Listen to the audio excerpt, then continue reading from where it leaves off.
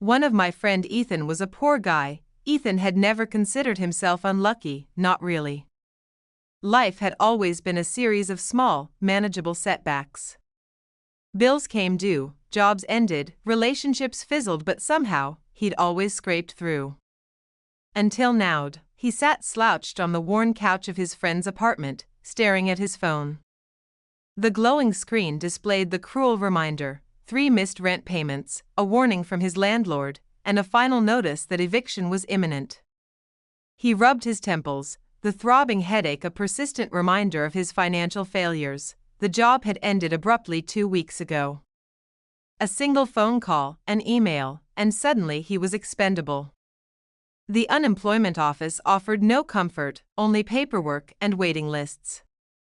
He had just enough cash left for food and a cheap hostel if he was willing to sacrifice dignity for a month or two. Desperation, Ethan realized, had a way of sharpening one's senses. He scrolled through endless apartment listings, ignoring the flashy ads for luxury lofts he could never afford, instead focusing on obscure, almost invisible postings. That's when he found it. Room for rent cheap, furnished, immediate availability. Rent paid in full by midnight. No phone number, just an email address. No photos, only a brief description: old apartment building. Quiet neighborhood. A room that will suit your needs. The rent is fair, but punctuality is required. Please inquire within. Something about it made Ethan pause. The phrasing was odd, almost archaic. The rent is fair, but punctuality is required. He frowned, fingers hovering over the keyboard. Normally, he would have scrolled past, but the room promised something rare: affordability. Why the next morning, Ethan had sent the email. An answer arrived within minutes, almost as if it had been waiting: come at dusk. The building is on Willow Street, number 7.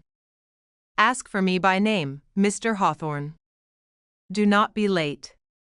The address led him to the outskirts of the city, a part he rarely visited. Willow Street was narrow, flanked by buildings whose paint peeled like dried skin. The sidewalks were cracked, weeds sprouting through them as though the city itself had abandoned this place. At the far end stood the building, number 7. It was old. Very old. 3 stories of crumbling brick, windows dark and glassy, like blank eyes staring back at him. A faint odor of mildew and decay clung to the air, but strangely, Ethan felt a pull toward it. He brushed off the unease. Cheap housing rarely came without flaws. A bell above the door chimed as he entered. The lobby was dimly lit only by a single swinging bulb. Dust motes drifted lazily in the narrow beam. The floor creaked beneath his weight. There was no one around, yet he could hear a faint hum, a whisper of movement from above. Hello, he called, his voice echoing unnaturally in the empty space. A door at the end of the hall opened, and an old man emerged. He was thin, with sharp features and eyes that seemed too alert for someone of his age. He wore a 3-piece suit, slightly outdated, but impeccably clean. You must be Ethan, the man said, his voice smooth, almost rehearsed. I am Mr. Hawthorne. Welcome. Ethan extended a hand. Mr. Hawthorne ignored it, instead gesturing toward a narrow staircase. Upstairs. Your room awaits. The hallway leading to the staircase was lined with doors, each one older than the last, they were warped and stained with age. The air smelled of dust, smoke, and something Ethan couldn't identify. His stomach churned with a combination of curiosity and apprehension. This way, Mr. Hawthorne said, unlocking a door on the 2nd floor. He swung it open, revealing a small, sparsely furnished room. A single bed, a dresser, and a writing desk were the only pieces of furniture. The wallpaper was faded and peeling at the corners, but the room was clean, almost eerily so. It's smaller than I expected, Ethan said, stepping inside. Size is irrelevant, Mr. Hawthorne replied. The room has what you need. Your rent is due tonight, as agreed. The terms are simple: pay promptly, and all will remain well. Delay, and, well, I'm sure you understand. Ethan's eyes narrowed. Delay? What? Do not worry, Hawthorne interrupted, his thin lips curling into a faint smile. The room has its ways. Just remember, punctuality is not just about money. The words lingered in the air like smoke. Ethan felt a chill run down his spine, but he brushed it aside. He had no other options that night. After unpacking a few essentials, he placed the rent on the desk, cash folded neatly in an envelope. Midnight approached. A soft, almost imperceptible hum filled the room. Ethan's eyes widened as he saw the envelope slowly slide off the desk, landing perfectly on the floor. No wind, no one in the room, just the envelope, moving as though guided by an invisible hand. Heart pounding, he watched as it settled silently. Relief washed over him. Perhaps it was a draft. Perhaps he was imagining things. But deep down, Ethan knew something about this room was unusual. Sleep did not come easily. Shadows seemed to linger longer than they should. The floorboards creaked under imaginary footsteps. Whispers curled in the corners of the room, so soft that he wasn't sure if he heard them at all. And yet, there was a comfort in the room, a strange, magnetic pull that made him want to stay despite the growing unease. By morning, Ethan convinced himself that the room was nothing more than old wood and his imagination. He had survived the first night. That was enough, but the room had begun its work. And Ethan had no idea how much it would demand. The morning sun struggled to pierce the grimy windows of Ethan's new room. For a moment, the pale light felt comforting, almost mundane. He tried to convince himself that last night's occurrences, whispers, the sliding envelope, shadows that lingered too long, were figments of exhaustion and stress. Had a job interview that day, and the thought of losing himself in fear was untenable. He needed routine, normalcy, even if the room seemed determined to deny him both. Breakfast was sparse, a granola bar and a bottle of water, but as he sat at the small desk, he noticed something odd. The envelope containing his rent from the night before was back on the desk, neatly folded. His stomach twisted.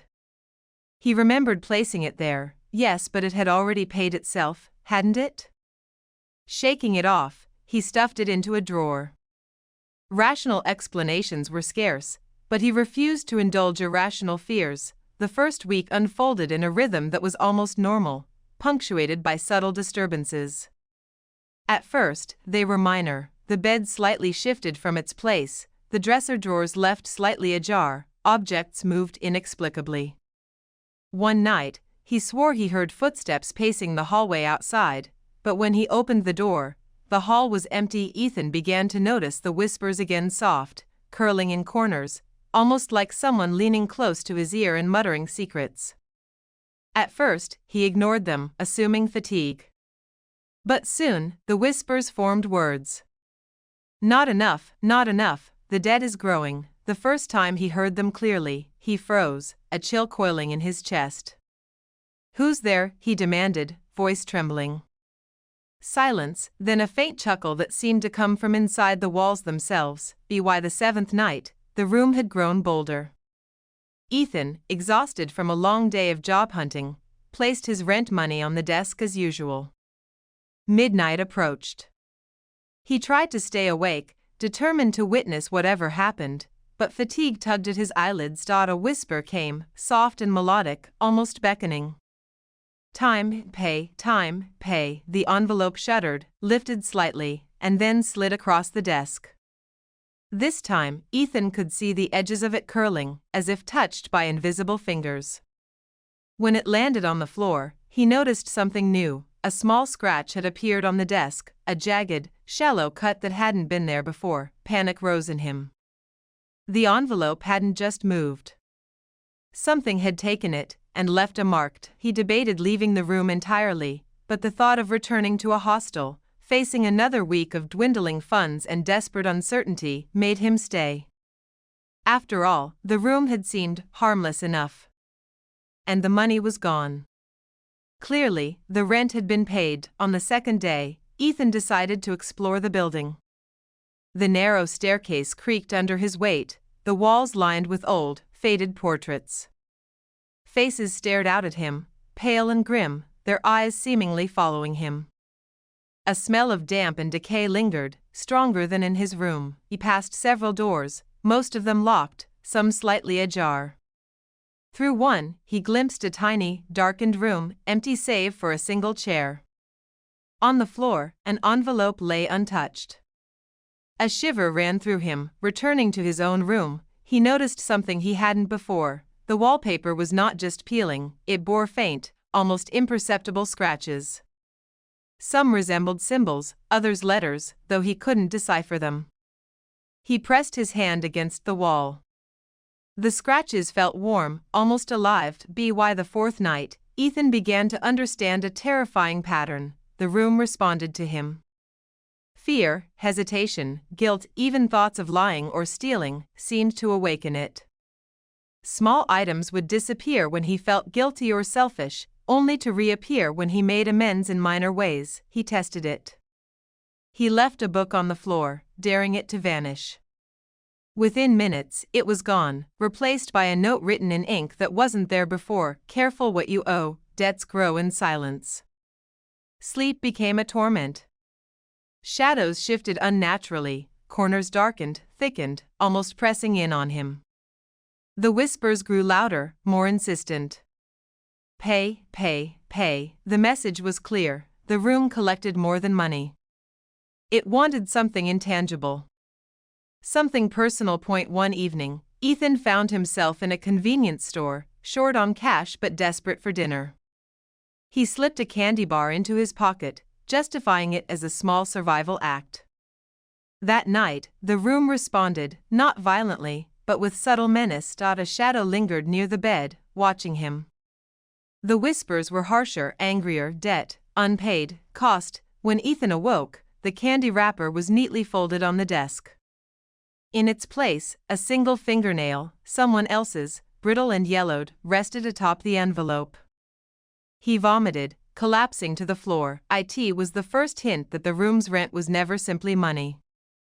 It demanded something deeper, something intangible, moral compromise, fear, or perhaps his very soul. Desperate for answers, Ethan confronted Mr. Hawthorne on the seventh day. He found the old man in the lobby, polishing the brass railing. The room, Ethan began, voice tight with fear. It's alive. It takes more than money. Hawthorne's eyes twinkled. The room always collects, Ethan. Some pay with coins, some with other currencies. You will understand, in time. What does that mean? You have entered willingly, Hawthorne said, a faint smile on his lips. The rent is due. You are merely learning the terms. Ethan left the lobby shaking. The landlord offered no guidance, no comfort, only cryptic warnings. By the end of the week, Ethan was exhausted, both physically and mentally. Sleep came fitfully, punctuated by whispers and shifting shadows. Objects moved, notes appeared, and the room seemed to anticipate his thoughts and fears. He realized, with a sinking certainty, that leaving wasn't a simple option. The room had marked him. And whatever it took as rent, it would keep taking, as long as he remained its tenant. Ethan stared at the envelope on the desk one last time before collapsing into bed, a gnawing dread in his chest. This was only the beginning. The following week began with a restless unease that clung to Ethan like a second skin. Every sound seemed sharper, every shadow deeper. Sleep had become a luxury he could no longer afford, and even when he closed his eyes, the room followed him. It started with the whispers again, but this time, they were not distant, not easily dismissed. They came from beneath the floorboards, from the walls, even from the ceiling above. They spoke not just words, but accusations, promises, and warnings. You owe, you owe, you owe, not enough, not enough. The debt grows, the debt grows. At first, Ethan tried to ignore them, telling himself fatigue was playing tricks on his mind. But by the third night, ignoring the whispers was no longer an option. It began subtly. A chair shifted slightly when he wasn't looking. A book on the desk was upside down. A small crack appeared on the wooden floor near the bed, as if etched by an invisible knife. Then came the noises. Scraping sounds, soft at first, like fingernails dragging across wood. A thump in the ceiling. A soft, wet squelch from the corner of the room. Ethan's hands shook as he lit a candle, its weak flame flickering in the oppressive darkness. The envelope containing his rent, which he had long since placed in the drawer, reappeared, on the desk, on the bed, sometimes on the floor. Each time, it was accompanied by subtle but terrifying changes, a faint, bloody handprint on the corner, scratches on the desk that formed cryptic symbols, a single strand of hair that was not his. Ethan's mind teetered on the edge of panic. He could not leave the room, nor could he truly ignore it. The room had claimed him. Driven by growing desperation, Ethan scoured the apartment for clues about prior tenants. The building was mostly abandoned. Most doors led to empty, dust-choked rooms. In one room, he found a small pile of diaries, all worn and yellowed with age. The first diary belonged to a man named Simon, who had lived in the building decades ago. The entries grew steadily more frantic. The room watches. The room waits. I cannot escape it. I tried to leave, but it will not let me. The rent. I cannot pay, it wants more than money. Other diaries told similar stories. A woman named Lydia described shadows that followed her into her dreams.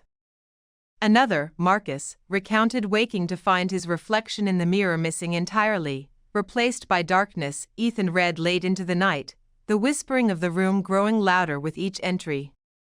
A horrifying pattern emerged. The room had existed for decades, feeding on the fears, guilt, and moral compromises of its tenants. It did not merely take money, it demanded something far more personal. By the fifth night, the room's influence intensified. Ethan began seeing things at the edge of his vision, a fleeting figure standing just behind him, vanishing when he turned, shadows that moved against the light, reflections in mirrors that did not match his movements. One night, he awoke to find his bedroom door open. The hallway was empty, but a trail of black, oily footprints led back to his room. The envelope lay at the end of the trail, now partially soaked with an unknown liquid. Fear gnawed at him. Each night, the room demanded more, not just his attention, but his sanity. He had begun to understand the true nature of his situation. Leaving the room was no longer an option. The whispers began to taunt him, probing his conscience. They seemed to know his thoughts, his fears, his secrets.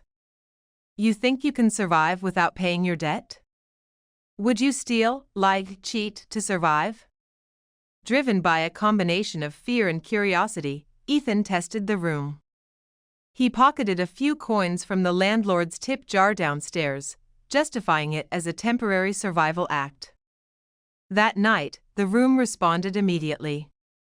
The shadows deepened, curling around him like living things. The whispers were sharper, angrier. Debt unpaid, cost unpaid, you cannot hide from your sins. The stolen coins reappeared on the desk, neatly arranged, but in the middle was a tiny note written in crimson ink: every act has a cost. Remember.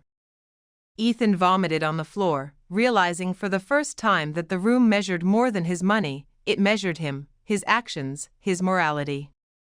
Each act of dishonesty or selfishness was accounted for, and nothing escaped its notice. As the week progressed, the room's influence became more tangible. The bed seemed to shift under him, rising slightly when he wasn't on it, as though alive. The walls whispered constantly, forming sentences he could almost comprehend. Objects flew across the room with increasing frequency: books, dishes, even his clothes. Ethan tried to reason with it, speaking aloud, I don't understand. I don't want to hurt anyone. I'm just trying to survive. The room responded with a cold, echoing laughter that seemed to seep from the walls themselves. A shadow detached from the corner and hovered above him, dark and formless, almost dripping like liquid. Ethan's heartbeat raced. He could feel the room watching, waiting. By the seventh night, Ethan's mind had begun to fracture. He dreamt of the room consuming him, the walls pressing inward, the ceiling falling, the shadows twisting into grotesque shapes that whispered his deepest secrets. When he awoke, sweat soaking his clothes, the envelope was gone. In its place was a single object, a small, broken mirror shard. Reflected in it was not his face, but the dark eyes of someone else, another tenant who had failed the room's demands. Fear turned to desperation. He tried to flee, but every attempt ended the same. The hallway stretched endlessly, doors led back to his room, and the shadows followed him wherever he went. The room had him. Ethan finally realized that Mr. Hawthorne was not merely a landlord, but a facilitator. The old man had warned him cryptically, and now Ethan understood. The room was bound to the building, but the landlord ensured its collection continued, guiding or nudging tenants into situations where the room could demand more. The moral lesson became clear. Survival required compromise, but compromise came at a terrible cost. Every lie, theft, or selfish act fed the room, and yet, even obedience could not guarantee safety. By the end of the week, Ethan was exhausted, pale, and unsteady. Shadows seemed to linger longer, whispers were constant, and objects moved with frightening precision. He realized that the room's hunger was growing, and that it measured more than money. It measured fear, guilt, and moral weakness. He had no choice but to face the room on its own terms. But the thought of doing so filled him with dread. The room was patient. It waited. And it always collected. By the beginning of the second week, Ethan's sanity had frayed. Sleep offered no solace. His dreams were invaded by whispers, shadows, and the faces of those who had come before him. The room had begun to feed not only on his fear but on his guilt, magnifying it in ways that left him trembling even in daylight. He knew he needed answers. Something had to explain the growing madness, the unnatural movements, the whispers that now carried precise knowledge of his thoughts. The apartment building itself seemed complicit in hiding the truth, its dim corridors and peeling paint concealing secrets. Decades old. It was Mr. Hawthorne's absence that gave Ethan the courage, or perhaps the desperation, to explore further. The old man had left the lobby unattended that morning, muttering something about errands. Ethan's curiosity overcame fear. He found a narrow door near the back of the lobby, previously unnoticed. Rusted hinges protested as he opened it, revealing a steep staircase descending into darkness. A cold, damp smell rose from below. He shivered, a premonition gnawing at his gut. At the bottom, he found the basement, a large, cavernous space lined with shelves, each cluttered with the belongings of previous tenants. Dust covered every surface, but some objects seemed unnaturally polished, as if moved and handled by invisible hands. Ethan picked up a faded photograph of a young woman. The name on the back read, Lydia P. Her eyes stared into his, wide and pleading. Beside the photo lay a diary. He opened it. The diary described Lydia's gradual descent into terror. At first, it was only whispers. "I thought I was imagining things." But then the objects began to move on their own. The envelope always returns, always asking, always taking more than I can give. Lydia's handwriting grew erratic, jagged. "I have stolen, lied, begged, yet the room is never satisfied. Last night, I woke to see a shadow leaning over my bed. I cannot move. I cannot leave. I do not understand the rules. The rent takes everything." Ethan read through the diaries of several other tenants, Marcus, Simon, Clara. Each described the same cycle. Desperation leads to renting the room. Strange occurrences escalate over days. Whispers begin to manipulate fear and morality. Moral compromises, thefts, lies, or cruelty pay the rent temporarily. Eventually, the room demands more psychologically, physically, morally. Tenants disappear, are driven insane, or die under mysterious circumstances. A terrifying pattern emerged. The room did not merely collect rent, it fed on the essence of human morality. Fear, guilt, selfishness, even small acts of dishonesty became a currency. The stronger the emotion, the greater the debt. Ethan found a file tucked behind an old cabinet. It contained yellowed papers, news clippings of missing persons, and brief obituaries. All were tenants of the building.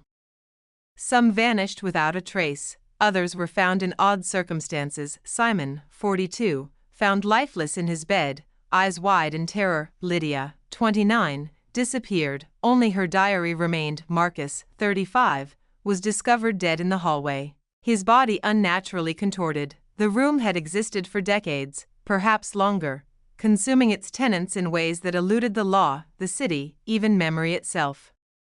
Ethan realized that Mr. Hawthorne was not a landlord in the conventional sense but a custodian, a facilitator ensuring that the room's debt was continually collected. A note scrawled in Hawthorne's handwriting chilled him. The room is patient. It waits for those desperate enough to enter. It measures more than coins, it measures the heart, the conscience. You will learn the cost, whether you wish to or not. The revelation should have terrified him, and it did. Yet the knowledge brought a dark clarity. If the room fed on morality and fear, perhaps understanding its rules gave him leverage. Perhaps, just perhaps, he could survive without losing everything, but the room had already marked him.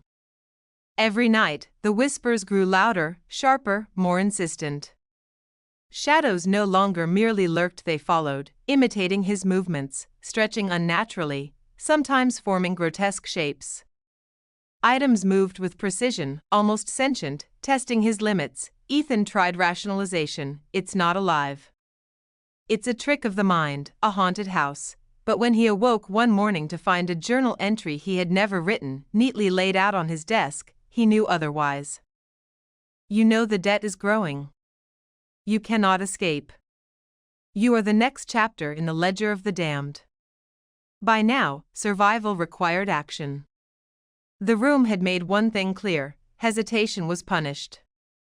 Every delay, every failure to comply, resulted in small, horrifying consequences: scratches on the walls, shadows pressing closer, whispers turning into screams. Ethan began testing the room, trying to manipulate its rules. He lied, cheated, and stole in small ways, hoping to appease it without giving up his moral core entirely. Each act worked temporarily. The shadows receded, whispers quieted, but at a cost.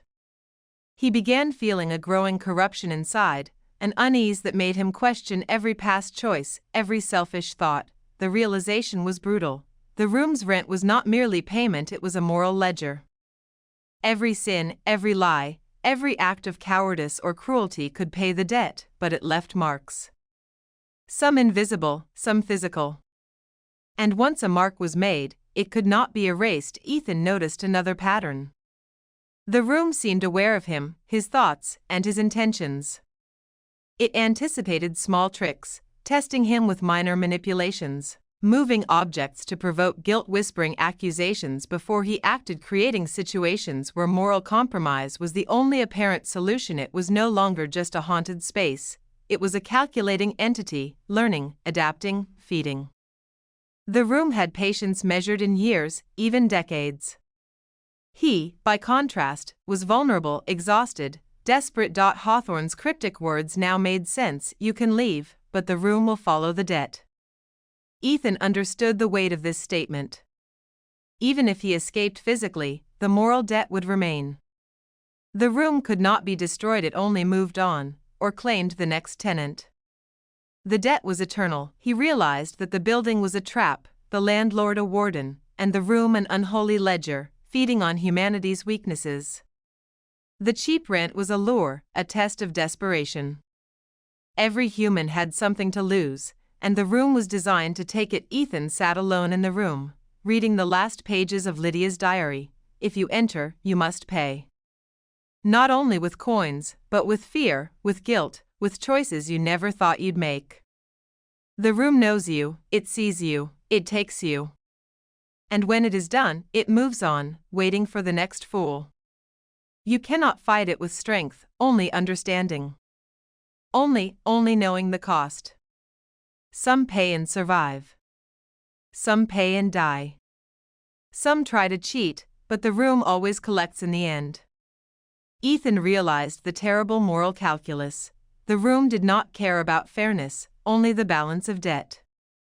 And he was already behind. Why the end of this revelation, Ethan knows. The room has existed for decades, claiming tenants in mysterious ways. Its rent is far more than money, it is morality, conscience, fear, and guilt. Previous tenants have failed, disappeared, or died. Mr. Hawthorne is a facilitator, ensuring the room's debts are collected. Survival will require moral compromise, cleverness, and courage or risk total destruction. Ethan is at a crossroads, to continue struggling against the room, or to succumb to its demands. His choices will determine the path to the moral descent to come. The room's whispers had become a constant presence, a dark chorus that echoed in Ethan's mind. Even in daylight, he could feel them, tugging at his thoughts, shaping his decisions. Sleep had become an enemy. The shadows seemed to follow him into his waking hours, curling at his feet, pressing against his back. Ethan realized that survival required more than understanding the rules. It demanded action. It began small. One morning, after searching the apartment for food, he found a bag of groceries left unattended in the lobby. The cashier had apparently forgotten it. Hunger gnawed at him relentlessly. He hesitated, a moral knot tightening in his chest, but the room seemed to lean closer, whispering, "Take what you need. The debt grows, you cannot deny it." He justified it, it's survival.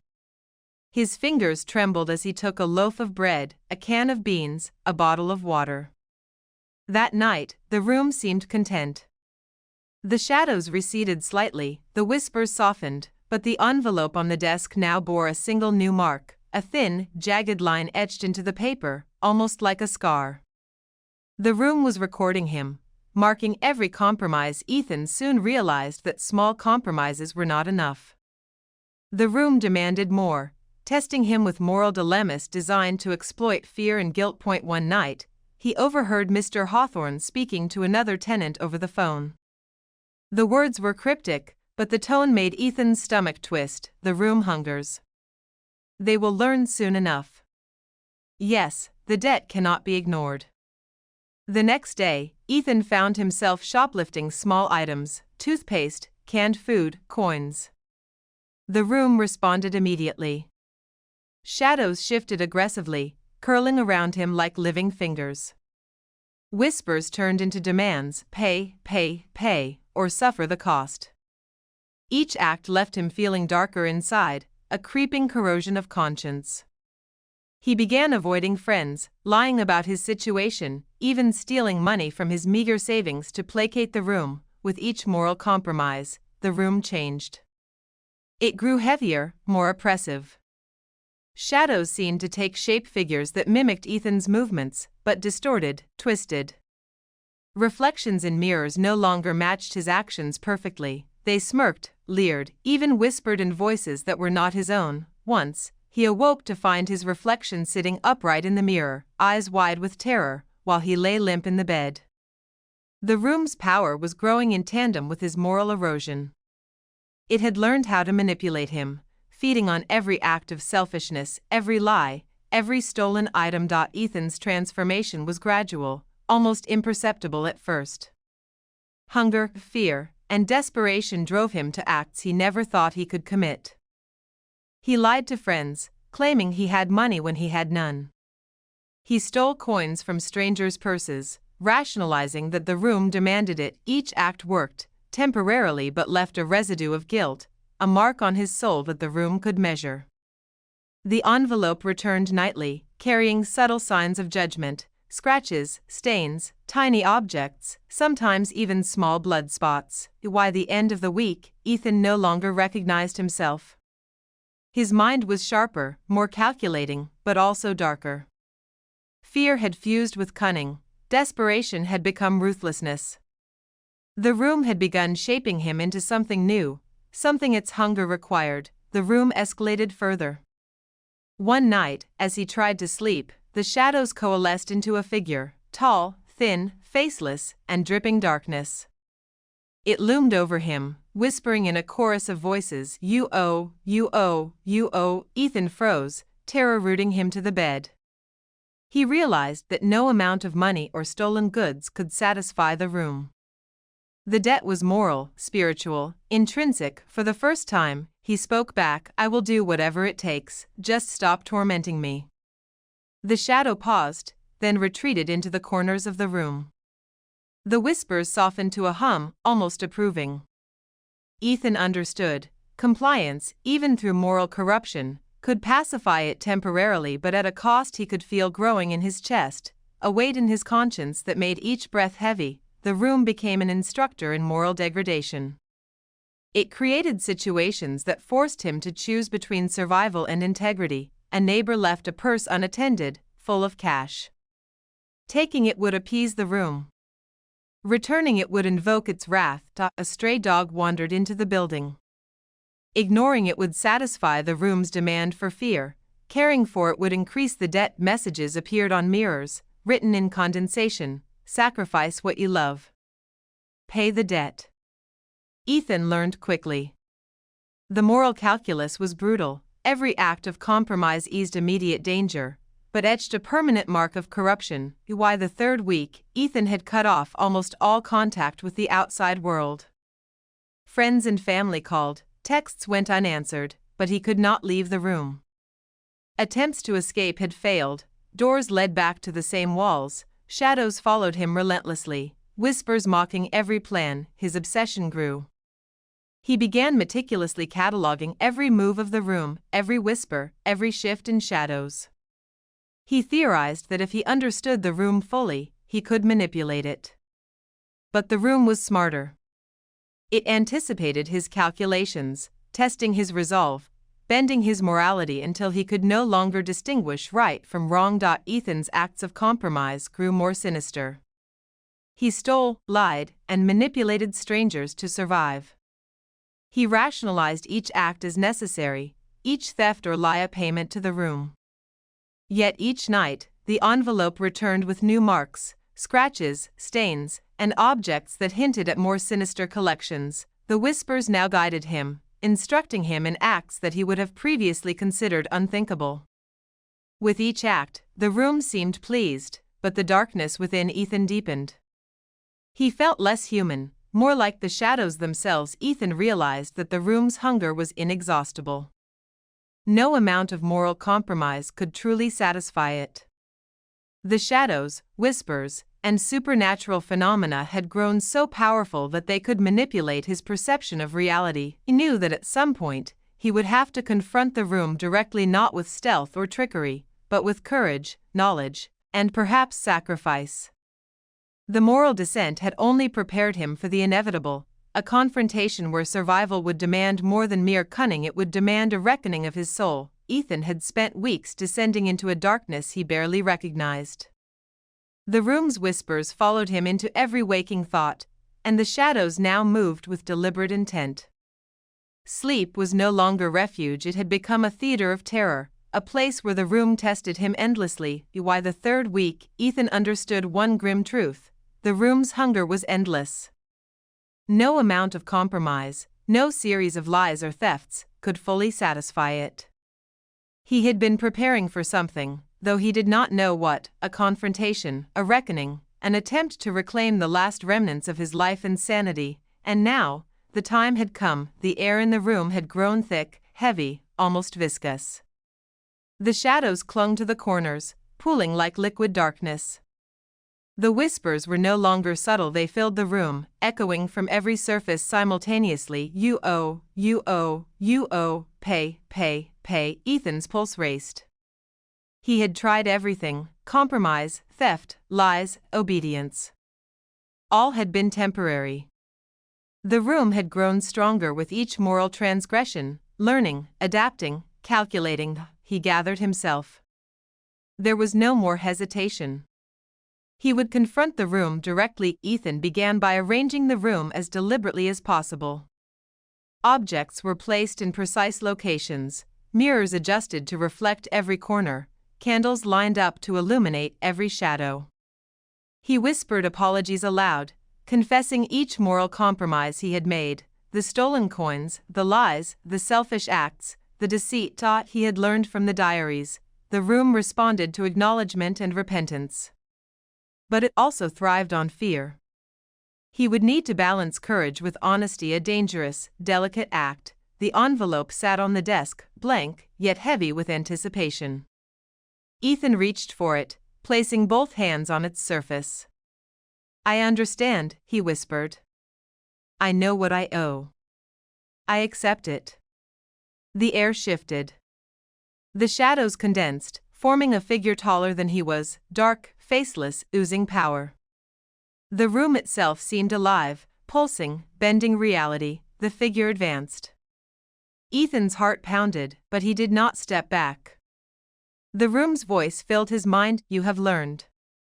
You have failed. You have lied, stolen, and compromised. And yet, you survive. But survival is never free." The shadows shifted, forming grotesque faces of previous tenants: Simon, Lydia, Marcus, each twisted in terror or pain. They whispered their regrets, their failures, their warnings. Ethan understood at last. The room was not merely a space. It was a judge, jury, and executioner, fed by human weakness and moral compromise. Its hunger could not be sated by coins or goods. It required acknowledgement, courage, and the willingness to face one's own darkness. Ethan steadied himself. He knew the next moments would define him. He did not have weapons in the conventional sense, only his mind, his conscience, and his resolve. "I accept my debts," he said aloud, voice firm despite the fear clawing at him. "I accept the consequences of my actions. I will pay, but not blindly. I will face you." The shadows lunged, and the room seemed to shift, warping walls, floors, and ceilings. The air became thick, almost solid, pressing against him like a tidal wave. Objects flew through the room: books, dishes, shards of mirrors. Yet Ethan remained standing, reciting each moral compromise he had made, naming each lie, theft, and act of selfishness. As he confessed, the shadows recoiled slightly, as if the acknowledgement weakened them. The whispers changed: "Yes, you see, you understand, you accept," but the room was not finished. The shadows coalesced into a massive, faceless figure, a physical manifestation of the room's hunger. It raised a limb and elongated, undulating arm and reached for him. Ethan braced himself, focusing not on fear but on the knowledge he had gained. The room collected, yes, but it respected acknowledgement and courage. Ethan realized he could not fight the room through physical force. The struggle was moral, spiritual, and psychological. He needed to offer something more than coins, more than minor compromises. He needed to truly confront his own darkness. He spoke aloud, voice echoing through the distorted space: "I have lied. I have stolen. I have been selfish. I have feared more than I have acted. I accept all of it. Take what you will, but I am not afraid anymore." The room paused. The faceless figure wavered, shadows folding in on themselves. The whispers softened, no longer demanding, but observing. Ethan felt a strange weight lift in acknowledgement, perhaps, from the room that he had faced the truth of his own corruption. The room's figure advanced again, slowly this time. Ethan closed his eyes, bracing for the worst. Then, something astonishing happened. The shadows split, dispersing into corners, ceilings, and floors. The whispers faded into silence. The air felt lighter, breathable. The envelope on the desk slid open. Inside was not money, not a threat, but a single word, written in black ink: "Survived." Ethan's knees buckled. The room had accepted his acknowledgement, his courage, his willingness to face his own moral descent. But he knew the victory was partial. He had survived, yes, but he was changed. The room's hunger had not disappeared. It waited, patient, eternal, ready for the next tenant. When Ethan stepped outside, the morning light felt almost alien. He had survived the confrontation, but the moral cost weighed heavily on him. He felt darker, more calculating, more wary of every thought and action. The building loomed behind him, silent and patient. He knew that others would come, desperate and unaware, and that the room would claim them as it had so many before. The envelope, still in his pocket, served as a reminder: debts may be faced, but they are never erased entirely. Ethan walked away, heart heavy, mind haunted, yet alive.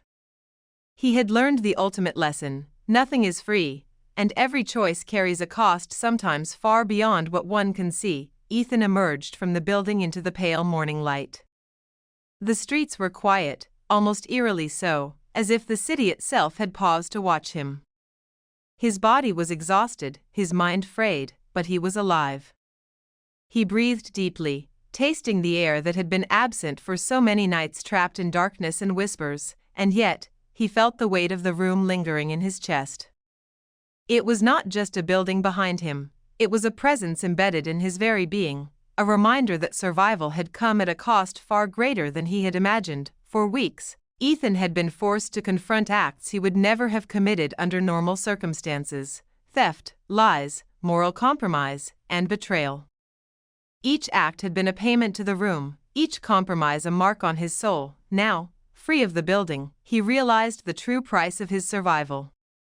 The room had not just collected rent in coins or goods, it had claimed a portion of his conscience, a fragment of his courage, a sliver of his humanity. He could survive, yes, but he would never be the same. The world outside felt sharper, harsher. Every shadow on the street, every whisper in the wind, seemed a faint echo of the room's presence.